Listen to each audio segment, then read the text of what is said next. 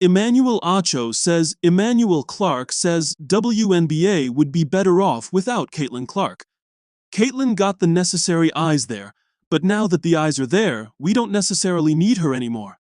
Former Fox Sports host Emmanuel Acho has a scorching take on the Caitlin Clark firestorm that has consumed sports media this week.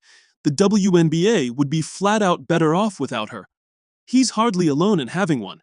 The past week has devolved into a full-blown circus around Clark, touched off Wednesday night when the Phoenix Mercury's Alyssa Thomas drove her fist into Clark's throat while she was on the floor. Officials did not call a foul in real time, and Clark later left the game with a back injury after a separate closeout that was also not upgraded. The league, despite later suspending Thomas for one game, said nothing, as it characteristically does. Dan Patrick revealed on his show Friday that his producers spent most of Thursday working to reach a WNBA representative for comment and came up empty. Yesterday, we were one of the few outlets that called looking for a quote. We couldn't even get a quote out of anybody, Patrick said. You have to answer tough questions sometimes, and this is a time when you have to answer a tough question. But have somebody available, that's all. Have somebody available for comment. Everybody was traveling, nobody was available yesterday. And then it spirals out of control, and it gets even worse. And then everybody's got an opinion about this. Even people who probably didn't see the game. Into that vacuum stepped Acho, who made the case on his Speakeasy show that Clark has become more trouble for the WNBA than she's worth. The W, at this juncture in time, would be better without Caitlin Clark, because she is a bigger distraction than she is an additive, he said.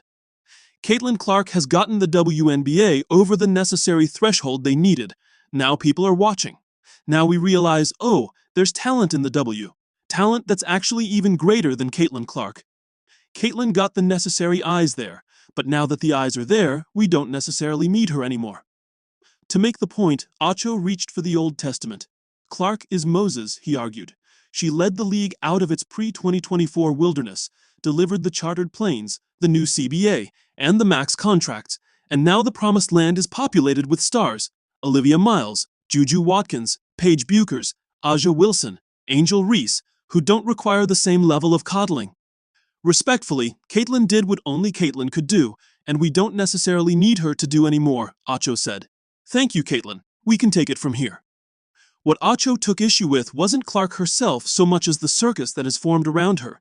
The officials he sees as treating her differently, the media that rallies to her defense after every hard foul, and a league front office that keeps bending over backward to accommodate her at every turn. Now you're saying the WNBA needs to be cognizant of where they put Caitlin Clark on posters. The WNBA and the officials need to alter the rules for Caitlin Clark. The WNBA and opposing players need to treat Caitlin Clark more gently, Acho said. You're getting general managers fired, head coaches fired, commissioners fired, social media teams fired, all because we have to cradle this woman. It's a sentiment that has found plenty of company this week. Whether it be Boomer Esiason calling for Clark to leave the WNBA altogether and play overseas as a straight white basketball player not receiving the respect she deserves, Colin Cowherd labeling the league a paranoid, weird, insular league, or Rob Parker calling out Esiason as the worst of the worst for injecting race and sexuality into the conversation, the Clark discourse has become so sprawling and so unhinged that the actual basketball, and the actual player at the center of it, has gotten completely lost. Unless we can take off our gloves for Caitlin Clark and stop trying to act like she's a messiah, the WNBA could and would be better off without Caitlin Clark, Acho added. At least without this version of everybody coddling and caressing and catering to Caitlin Clark. For all the hot takes and sweeping declarations, the WNBA settled this debate before the season even started. The league put together a record 216-game national broadcast schedule, specifically designed to air every Indiana Fever game. Moses may have led the Israelites out of Egypt, but the WNBA isn't ready to cross the Red Sea without her just yet.